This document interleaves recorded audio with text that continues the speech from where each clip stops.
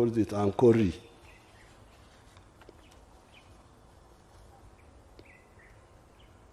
Not by any means that it's blessed. It was well into the drought season. The dry season had commenced 2 months previously. Hilly range, steep corn, hammock and plain were clothed with grass ripe for fire. The herds were numerous and all as fat as prize cattle. In the valley, we had passed over 4,000 cattle of the long-horned species.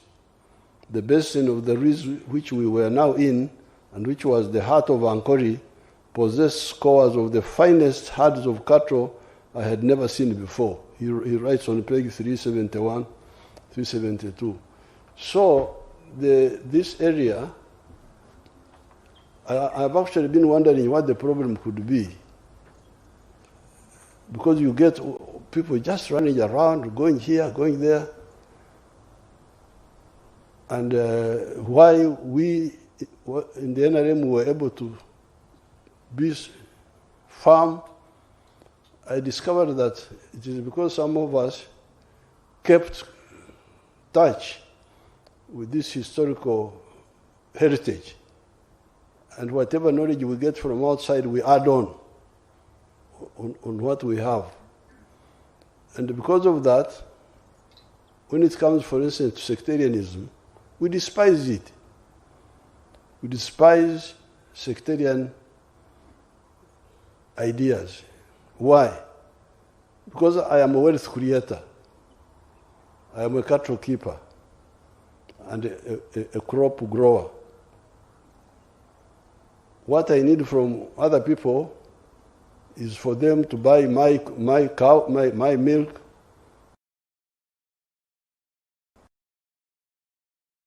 from them. So when you come to me and you waste my time with the sectarianism of religion or tribe, nkugambirirawo nti sitaani nvaako. Genda setaani, genda. You are useless to me. I want mutually beneficial interaction, not sterile groupism. Some of the countries in Africa have been destroyed by sectarianism. You can see Sudan, Khartoum. Khartoum was a very powerful country, Sudan. But they destroyed it by sectarianism of religion and of race. And we told Bashir, please. They were calling these South Sudanese, calling them Arabs. If you say South Sudanese, he's not actually black, he's actually blue. And you call a blue man an Arab, he must be sick. So it went on and on and on until Sudan broke up, and you see what is happening there. So therefore, we are now coming up. Uganda is moving at a fast rate. I think this year we shall grow at 7%. GDP, one of the fastest. And when we start our oil flowing, we shall grow by double digits, more than 10%. Therefore, the future is bright. And I would want to appeal to everybody to stick, because you are talking, one of the religious leaders was talking of values that bind us. We need to agree on those values, minimum values. We in the NRM, we have said the minimum values are patriotism, love Uganda. Why? Because you need it for your own good. Love Uganda. Don't only love your tribe and your religious group and this group, because those may not help you so much. Uganda helps you better than the subgroups. So that's why we say principle number 1, patriotism. Number 2, Pan-Africanism.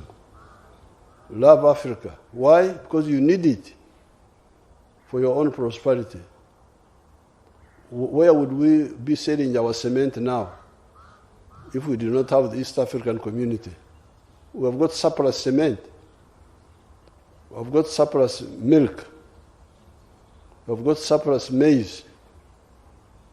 We have got surplus sugar. The internal market is not enough. Where would we be selling our products if we didn't have East Africa? If we had not worked with Mzee Moi and Mzee Mwinyi and Mukapa to bring back the East African community, which has now expanded to 8 countries now.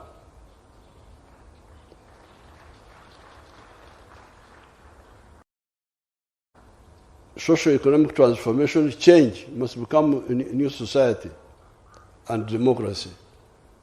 So we need to have, if there are some additional minimum points which other people want to add on, they can add them on, so that we have got a minimum points on which we share. But then you find that many of the problems in Africa are caused by parasite groups who are not part of the wealth creation. They don't even care. That's why you hear them talking of violence. How can you be violent in your kitchen, your own kitchen? You can't start conflicts in your kitchen. You must be very careful with your kitchen.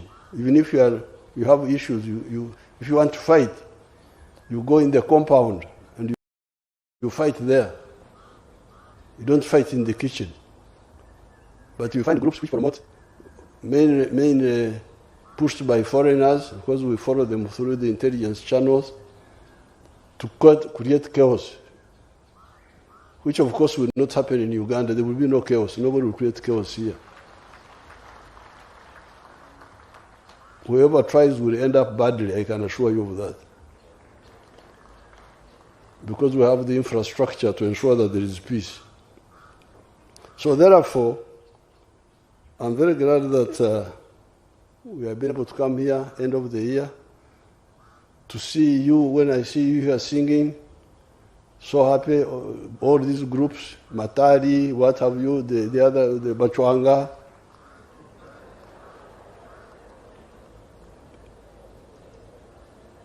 I feel very happy. I only feel suppressed because my Mbara High School end of year song was not sung. So I will ask the choir to sing it for me as when I finish. Lord, dismiss us. That one there. So I'm very glad that we have ended the year.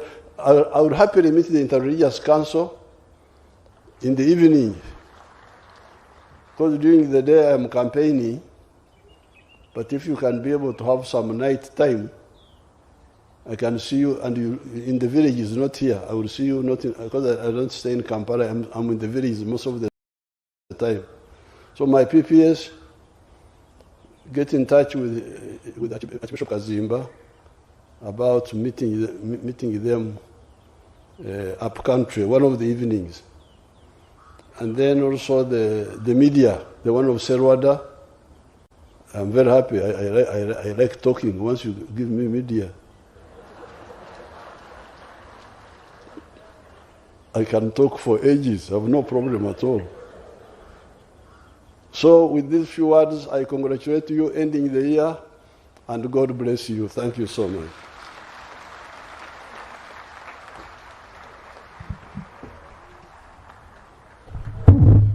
Thank you so much, Mzee.